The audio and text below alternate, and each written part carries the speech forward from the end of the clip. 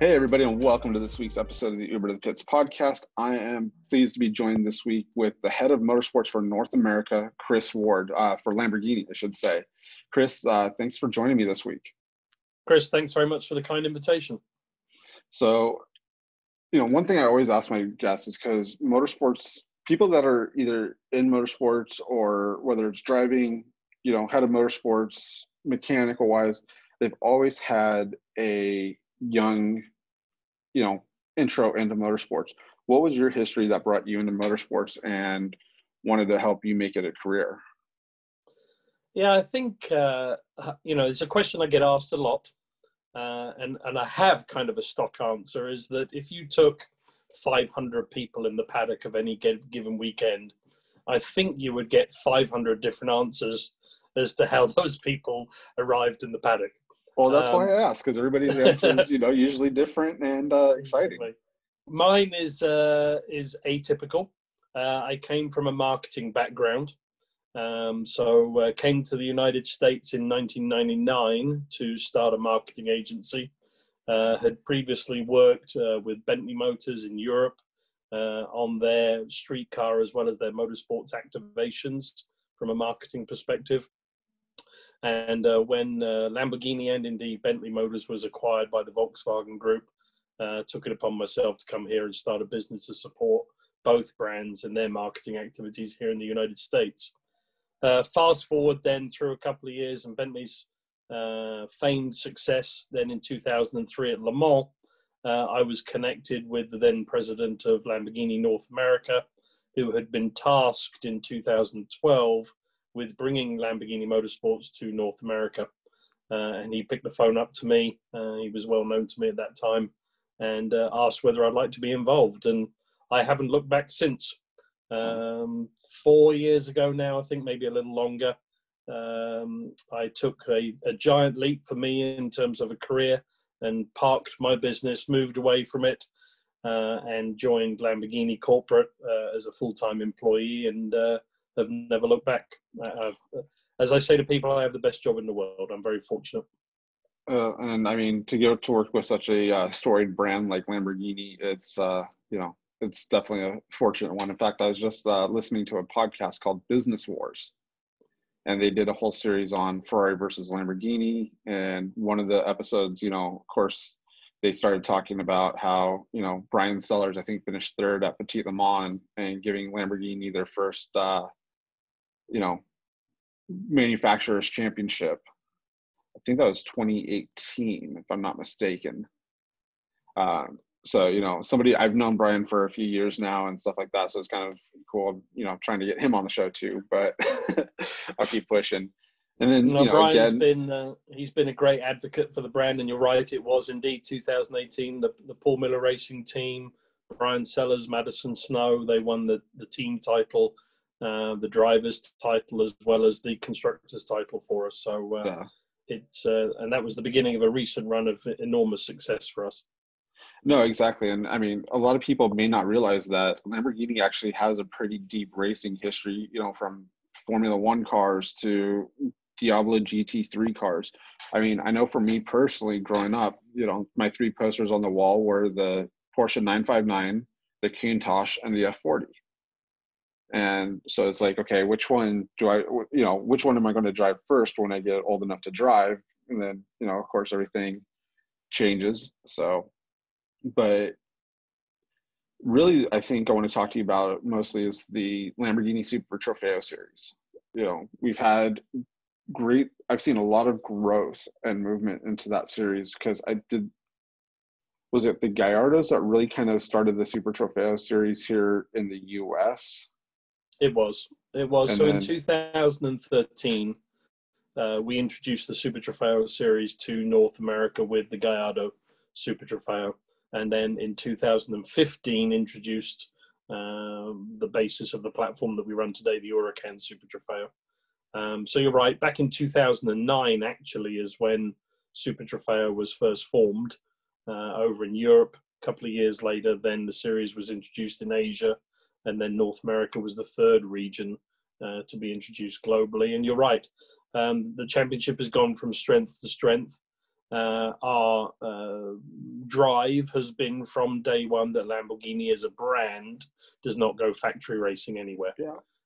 And as such, we are solely a customer racing focused business enterprise. And I think that somewhat separates us from the other manufacturers.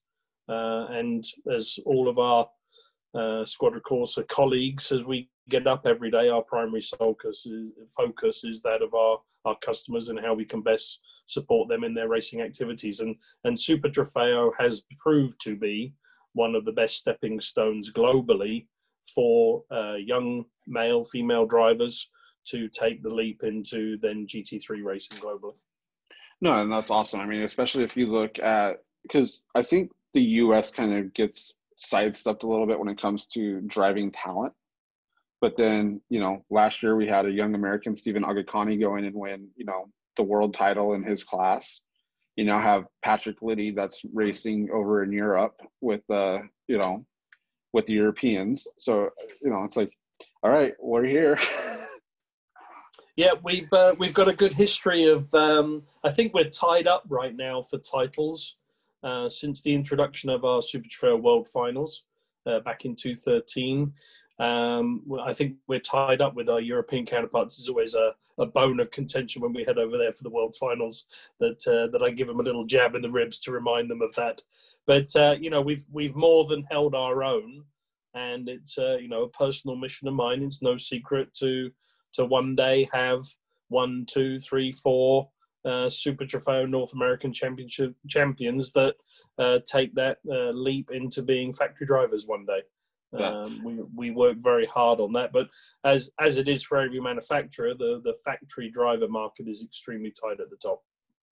No, and you know, as you know, you and I kind of discussed a little bit before the change, everything changes in motorsports. You know, Porsche pulling out of GTLM in the US, and I don't even know what their program's going to be worldwide yet. They haven't really cleared it.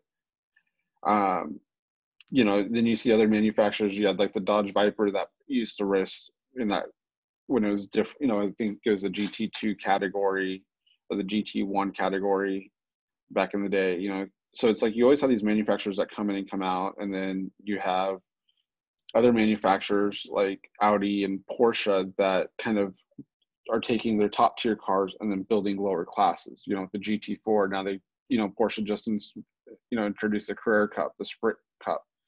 Do you see any plans of Lamborghini maybe doing a GT4 car or another type of stepping stone series? I mean, and I don't want to devalue the brand or anything because there's nothing there to devalue. It's one of the, you know, world's most premier brands in terms of, you know, prestige. But, you know, first of all, as we all know, racing isn't cheap. And I just don't know if there's more of a stepping stone to widen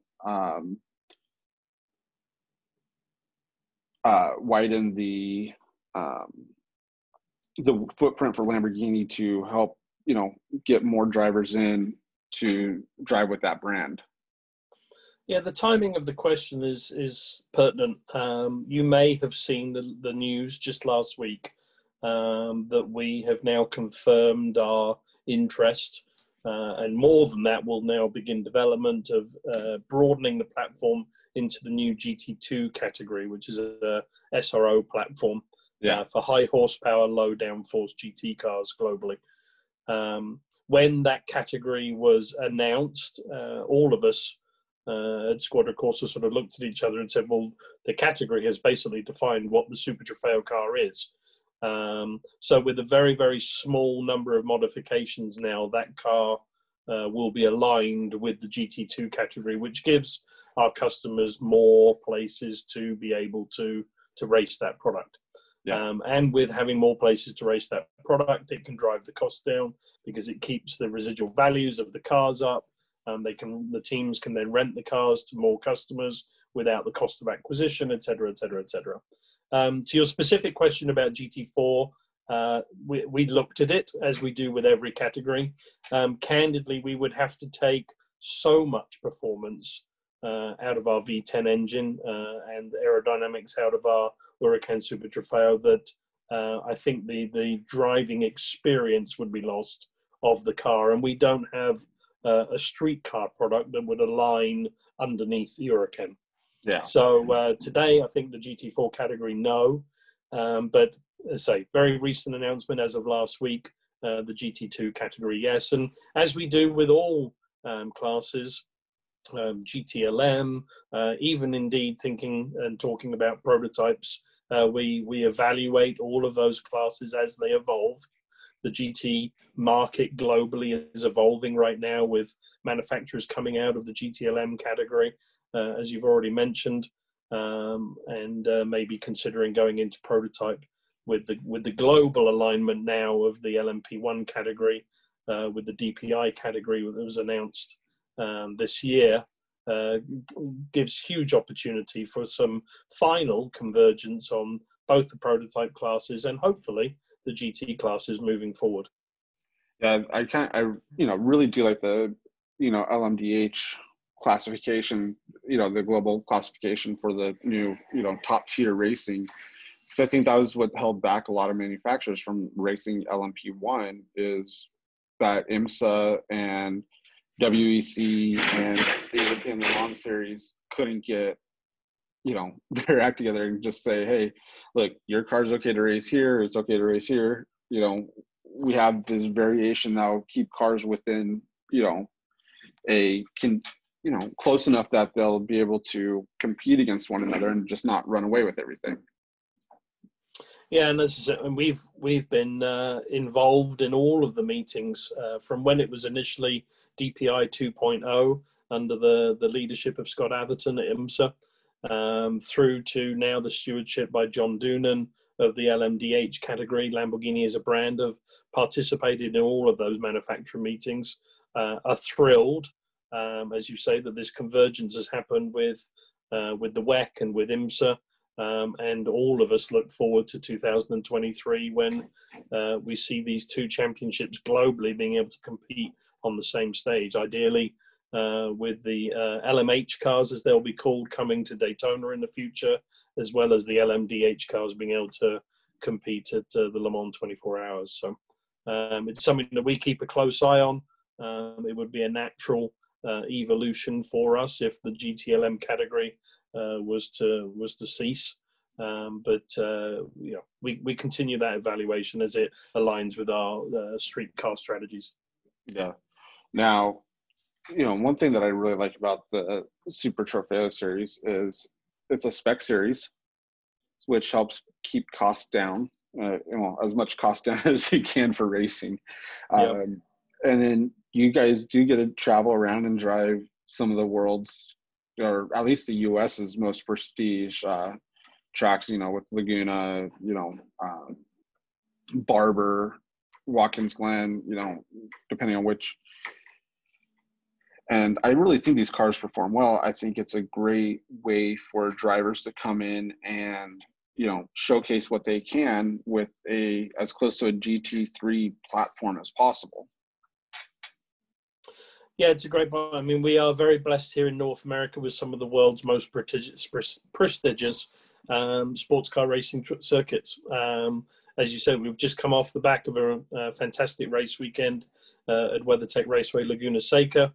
For those of you that tune into the live streams and indeed the broadcast that always comes out on the NBC Sports Network, the first 30 minutes of race 2 on Sunday was some of the most extraordinary sports car competition I think you'll see in any category. There were 7 or 8 cars covered by 4-5 seconds for 30 minutes, with some of the top names in sports car racing, Madison Snow included, going toe to toe for 30 minutes. It was fantastic viewing, absolutely fantastic viewing. And I would say to that point, one of the, I think, successes of Super Trofeo has been the way our class structure works, whereby we have a class whereby people that are in their first year of competition of any sports car racing, as they begin the long journey of their sports car racing career, they can enter the championship and be competitive amongst one another, whilst they can be on track at the same time as these semi-pro and Pro-Am drivers on the circuit. I think that's part of the success of the championship. It gives all of those up-and-coming lady, gentlemen drivers the opportunity to see the maximum potential of the car on the same track, on the same day, in the same conditions. Now, for the championship, you have the LB Cup, Amateur, Pro-Am, and then the Pro class. Correct. What is the difference between the four classes? Yep, very simple terms. The Pro category open to gold or silver drivers, and in all of the classes apart from Pro-Am, you're eligible to run a solo or a paired driver lineup. Again, one of the unique things for a single make series is we have one or two drivers in the car, and we facilitate that during the race with a mandatory pit stop during the race with a safe time for driver changes. So gold or silver driver pairing in the Pro category. Then in the Pro-Am is a gold or a silver driver paired with an amateur bronze driver. In the amateur class, one or two bronze drivers, and then Lamborghini Cup can be best defined as the rookie class, so people that are in their first year of competition. Now, say you have a pairing like Jacob Eidson and Stephen Nagakani, then you have a solo driver like Madison Snow. Is when it comes down to it, are points split up between drivers that do pairings versus the solo driver for the championship points? Each driver does earn their own points. It's not, the points aren't based on car, they're based, we run a driver championship. The way that we level the field a little bit between the solo driver and the paired drivers is that there's an extra duration of the pit stop for the solo driver of 3 seconds. Gotcha. So it makes it very exciting. It brings a little bit of strategy in to a 50-minute race of when the driver pits, as played out in this instance at Laguna Seca. Yes. There was an unfortunate incident 30 minutes in, which was right on top of the pit window. And then team strategy came into effect, and some people were the beneficiaries of that, and others were less so. Yeah, there's a few penalties issued this weekend for pit stops. There were. Keeps everyone on their toes and makes the job of the broadcasters that much harder trying to follow it all. Exactly. So, and then with LB Cup, is that single driver or is that a driver pairing as well? Again, either can be a solo driver or paired driver lineup. So if two gentlemen want to get together to start their sports car racing careers, Super Trofeo is a great platform to be able to do that because they can share the cost of the car between them. Yeah. And I mean, really, because again, it's not cheap, but if you look at other racing series, the Carrera Cup, the Ferrari Challenge, you're looking, everything's within probably 50 to 60K in terms of cost of, sorry, there's construction going on nearby. No, you're fine. The cost of car and having the track support, travel, everything like that, which is pretty amazing, because if you wanted to go buy a car on the street, a Huracan, you're probably going to be paying 100K more for the Huracan than you are for a Porsche, depending on which model Porsche. Same thing with, getting a Ferrari, 488 and whatnot.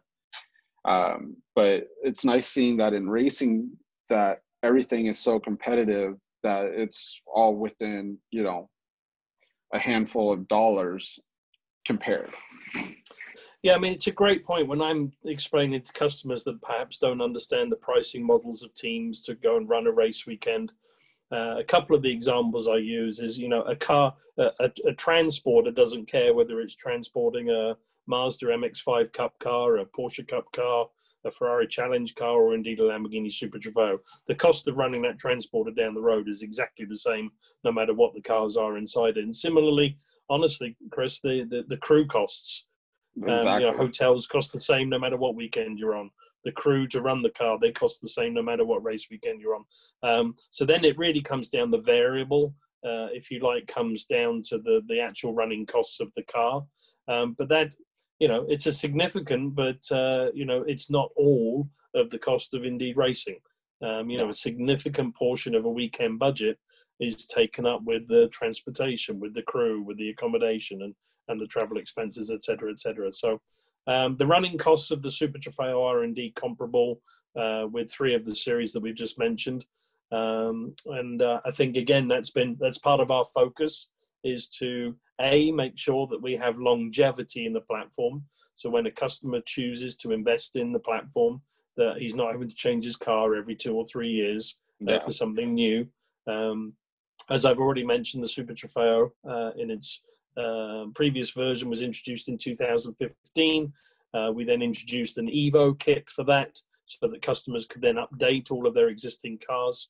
And in the next 12 months or so, there will be a second Evo kit on that car. So that platform will have a 9-year lifespan, which in motorsports terms is an eternity. That's grandfather. Yes, exactly. Yeah, because it's like, I'll mention to people, that's good. If you race this or this. But a Lamborghini, I mean, the car costs so much money. I go, it doesn't cost really any different than, racing something comparable in Ferrari or Porsche. Or, well, if you want to go, professional semi-pro racing at a budget, go start with MX-5 Cup. You're still paying less than $200,000. Wait, but that's just a Mazda. I go, yeah, but you have to incorporate all the other costs into it. Yeah. So like you said, the transporter, the crew, the travel, the hotels, everything like that all plays into a factor. Exactly. So now here's something that's always been on my mind, and I haven't been able to get a straight answer from anybody. Maybe hopefully you can be the lighting point. You have the Ferrari Challenge, you have the Porsche Carrera Cup, and you have the Lamborghini Huracan.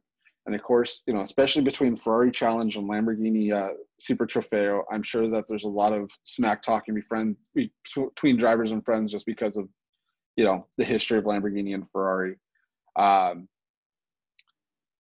When do we get to see a Lamborghini, Porsche, Ferrari, Carrera Super Trofeo Challenge Championship race?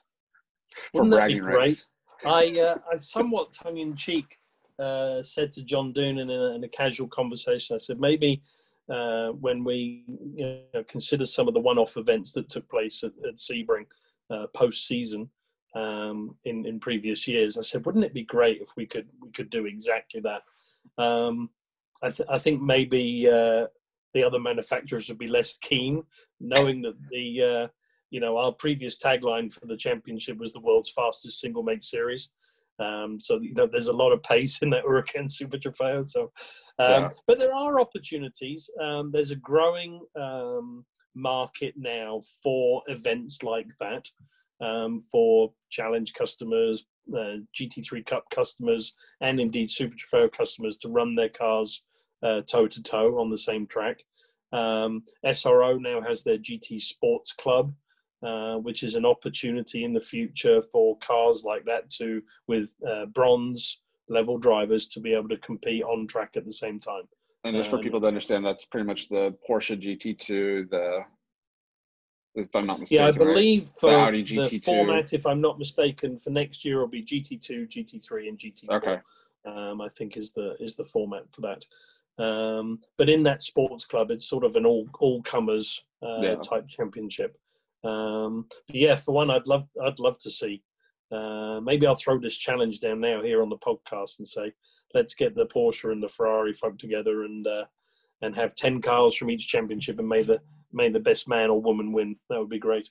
Yeah, or just say, anybody that wants to race and can qualify, and we'll take the top 5 qualifiers from each, or top 8 or 10 qualifiers from each series, and go race Sebring or Laguna or Watkins Glen.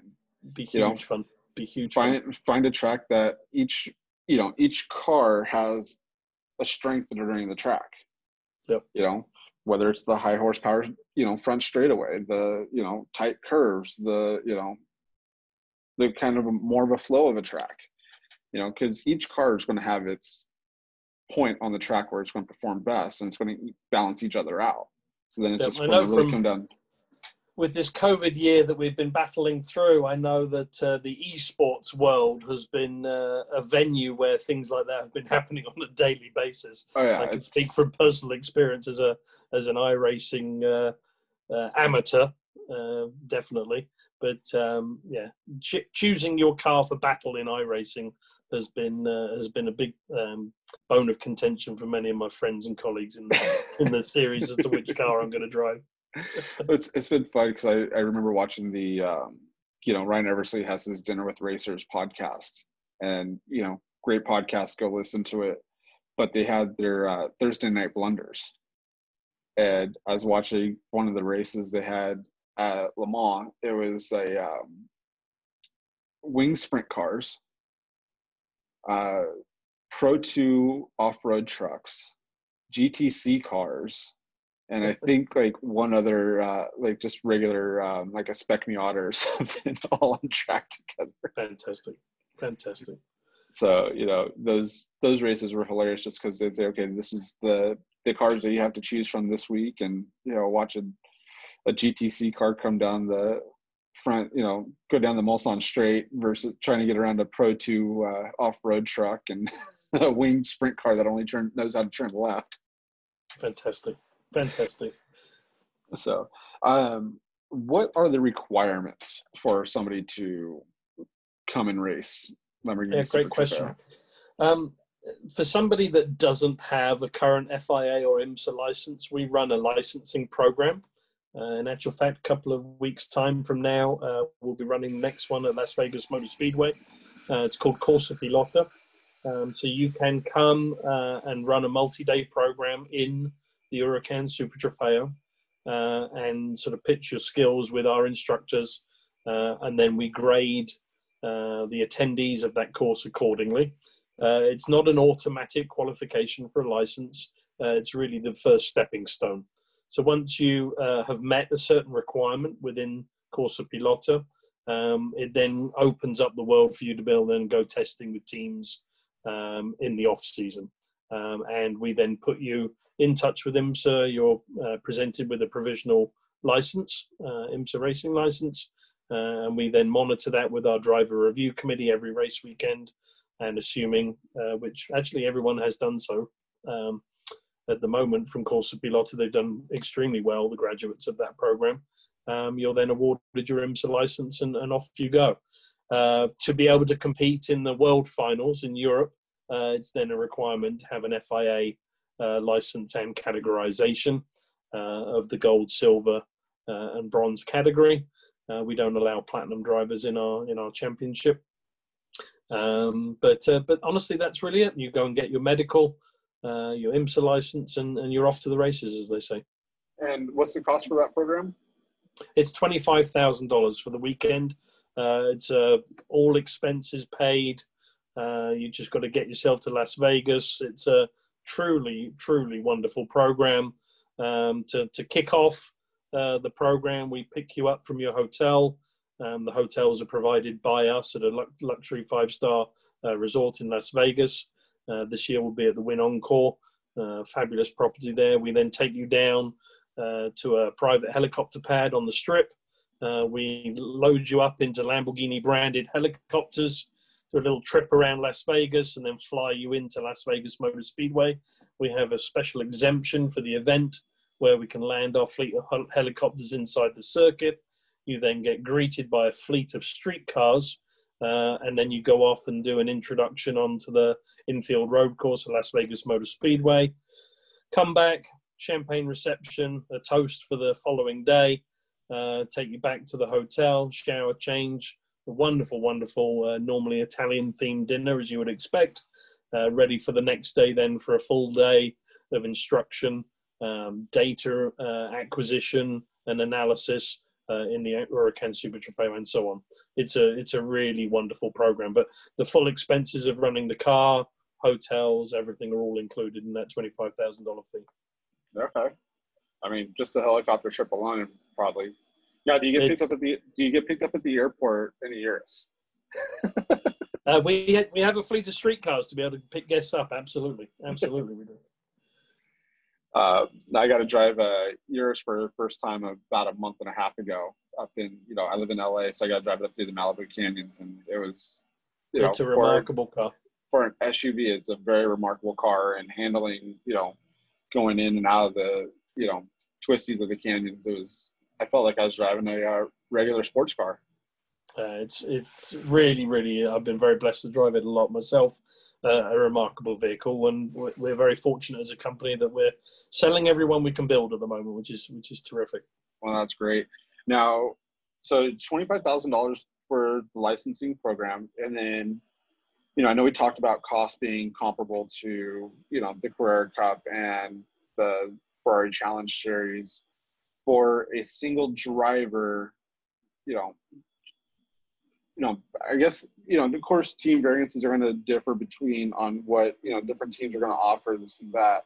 But if I say you're looking about $550,000 to $600,000 as a single driver, not splitting the cost with somebody in the car, having, a little bit of extra in there for incidentals, your travel and stuff, and you say that's a fair assessment of a cost for a year of Super Trofeo? I'd say a little less, actually. Okay. The numbers, as you say, they do vary. There's a delta between a single car team program and a multi-car program, because you can spread the cost of the engineer across multiple cars and obviously the transport, etc. Excuse me. But a good budget number that I always tell people for a full arrive and drive program. So this is without the cost of the customer having to go out and purchase the car. The car is $309,000 plus any local taxes or anything. But there are ways into the championship without even buying a car. Teams, they own car and rent them. So a full arrive and drive package for the year is in the region of $400,000 for a full season, including consumable, fuel, tires, and crew, transport, and everything. So, and I'd probably just maybe add a little bit extra, plan for incidentals, bumping and stuff like that. All the general stuff that does happen in racing every once in a while. Yeah, and that wouldn't include any testing or anything like that. So exactly, all of those sorts of things would be on top. So your number, a $500,000 number would be on the top end. But as a full season number, 400 is a solid number to come in. And then the advantage of Super Trofeo is that you can then split that cost exactly down the middle between two drivers. So each driver can be paying 200, and now we're in the cost of one of the other single make series that you mentioned of MX5 Cup. And for the performance of the venues that we race in, and to be able to get to go abroad. I think a lot of people don't know, but in the entry fee, which is $46,000 for the year, is included the shipping of the car and equipment to and from the World Finals location is included in the entry fee. So it's extraordinary value. Absolutely. And last year, you guys had a great trip to Spain for the World Finals. I know this year with COVID, it's probably the World Finals canceled. We did. We cancelled the World Finals. Actually, all the way back in April, we cancelled the World Finals. They were due to take place this past weekend in Misano in Italy. Okay. So, I know you guys like to change the location, each year for the World Finals. Are you going to just push Misano to 2021 if things, get better and open up, or do you guys have another location already planned for 2021? We haven't published our 2021 schedules globally yet, but clearly there was a lot of customer interest to go to Misano, so I'm sure that we'll see that one on the schedule for 21. So, and I mean that's one of the definitely added benefits of doing the Lamborghini Super Trofeo is the World Finals. I know the other manufacturer does their World Finals usually too, but it's a less limited World Finals than what Super Trofeo is. And that's always been one of the biggest interests for me, watching the Super Trofeo series is the fact that, for instance, you have Sydney McKay, who's, an astonishing young female driver, doing LB Cup this year. I remember watching her back when she was doing PCA club racing with her dad. And then, kind of their move up from GT4, now her doing the Super Trofeo.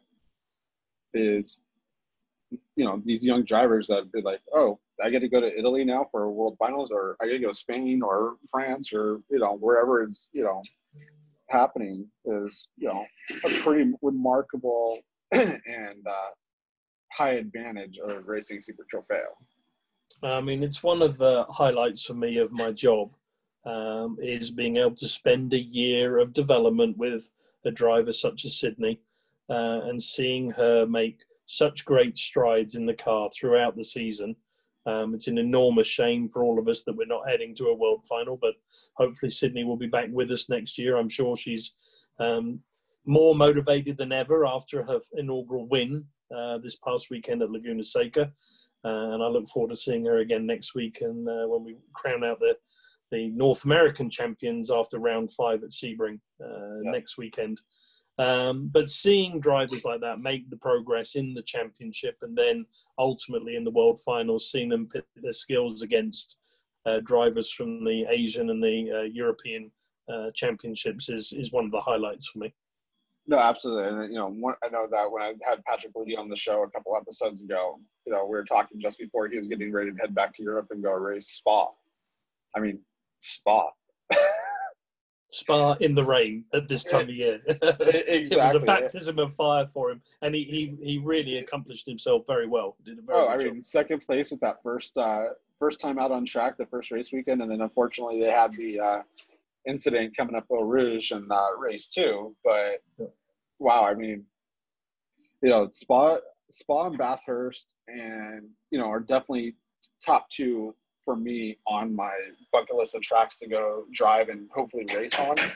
So, I was very excited for him, getting to watch him accomplish and do that. And that's the other thing too, is watching Madison Snow with Paul Miller Motorsports. I think he took last year off, but being back this year and with him and Brian Sellers and accomplishing a lot.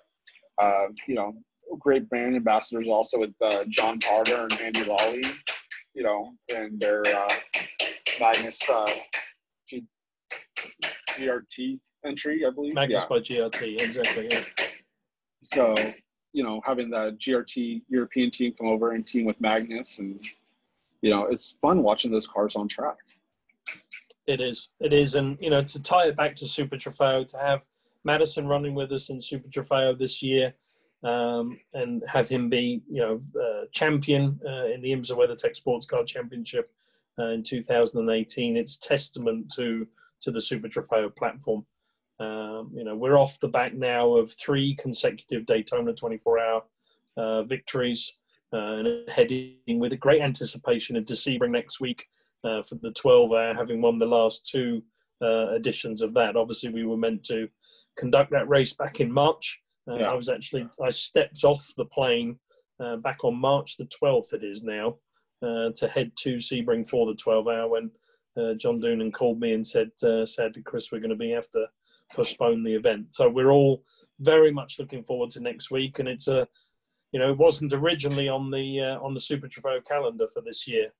But working with our great partners at IMSA, we were able to add the series to that weekend. So I couldn't be more excited for next week to round out the Super Trofeo season, as well as see how we do in the 12-hour. We've already locked up the manufacturer's title in the Endurance Championship. First manufacturer to do that before the season finale of the 12-hour. So very proud of that accomplishment for this year and what's been a very challenging year for everybody.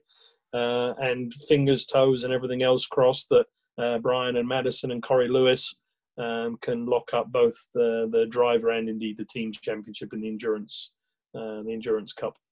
Yeah, that'd be great. And, like I said, Brian is just one of those guys. I mean, Andy and John Parter, too, that have been just around for, really been consistent faces and figures in IMSA racing. So definitely good luck next weekend, next weekend with the 2 of them, with both teams at Sebring, maybe pulling a 1-2 GTD. Yeah, we'll have a third car joining us, the number 11 Grasser Racing entry, with Richard Highstand and Frank Pereira. Will be joining us as well. So who knows? Maybe a full podium lockout. That would be a dream way of closing out the season. that'd be a hell of a way to close out the season too. We'll see. Might be a bit of a tall order, but and I think with watching kind of your guys' growth in the GTD program is probably going to help encourage more drivers from Lamborghini Super Trofeo that want to make that next step. Maybe converting other teams from, say, McLaren manufacturership over to a Lamborghini manufacturership. So you may see, more than 2 cars in the GTD program here on a consistent basis. The silly season will be very short this year, but rest assured those conversations go on a race weekend by race weekend basis. We're very blessed with the level of attention that we've got from customers all over the world that want to come and run in the IMSA Championship as well as the SRO Championship for next year. And I think, success breeds success at the end of the day. And we're very fortunate to be in customers' mind's eye as they're thinking about what their racing plans are for the future. Now, that's one of the other things I've noticed too, is that there's been very limited presence of Lamborghini inside the Pirelli World Challenge, and then also that's now become SRO. Is that just because most of the focus has just been straight to IMSA, or there hasn't really been teams that came up because the GTD program is different in terms of the GT3 cars for SRO, or? Yeah, it's a good question. It's one I wish I had the answer to. It's not, as I said right at the very beginning, one of the things that separates us from other manufacturers is our customer-driven approach. Yeah. And the customers have elected where they want to race this year, and indeed last year. I can tell you without disclosing whom or whoever that there's lots of SRO paddock for next year, of which I hope some of them will come to fruition. It's a missing bow to our string, if you like, that we're not racing in that paddock. We huge fans of the SRO championships globally, big protagonists in that championship in Europe as well as Asia. And we should be well represented within the North American paddock.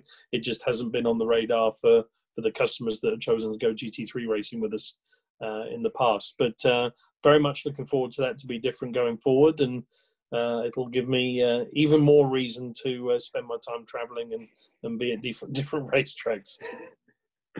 Yeah, and like they say, a bad day at the track's always a better day than being in an office. Here's to that, absolutely. So now, if the GTD Huracan GT3 car we wouldn't have to do much of a change to run that in the SRO program. It can pretty much be a direct drop. That's the advantage of the GT3 category globally, is that you can take the cars from championship to championship. There's a couple of different series logger requirements between the two championships, but the car as presented per the FIA homologation feature, they're identical no matter what championship they're racing in globally. The BOP may be slightly different, but the cars must be presented identically. Okay. Chris, thank you so much for your time today and really helping us understand the Lamborghini Super Trofeo as well as Lamborghini racing in North America. This is my time to let you go out and thank whoever you need to thank, plug whatever you need to plug, how can people come find you or get more information on racing Lamborghini in North America? Well, Chris, thank you again for the kind invitation. If anyone has any questions of any kind, you can go to Lamborghini.com and follow the motorsports link on our main website. There's an inquiry page on there. And if you select the region North America, those inquiries come directly to me and I answer each and every one of them in a timely fashion. Please do tune in to our series broadcasts. It does help when we have more eyes on the championship. It helps as people are trying to put sponsorship programs together. The more eyes that we can get on those live streams on our social media channels, as well as the broadcast, that just helps the program overall. And I look forward to hopefully seeing as many fans of the series in person at a racetrack very soon once we've got this global pandemic behind us. So, Chris, thanks again for the kind invitation. I'm enjoying the podcast and hope to see you at a racetrack soon. Absolutely. And then I'll also put the links up there too for people to find through the website and stuff as well. Wonderful. Guys, thanks for joining us this week on the Uber to the Pits podcast. Sorry about the construction in the background, but unfortunately that's how life goes, and contractors need to work just like we do. You can find us at ubertothepits.com, also on Instagram, Facebook, and Twitter at Uber to the Pits. So Chris, thank you again. Everybody go check out Lamborghini, and good luck next weekend in Sebring. Thanks, Chris, and stay safe. Will do. Take care. Thanks. Bye-bye.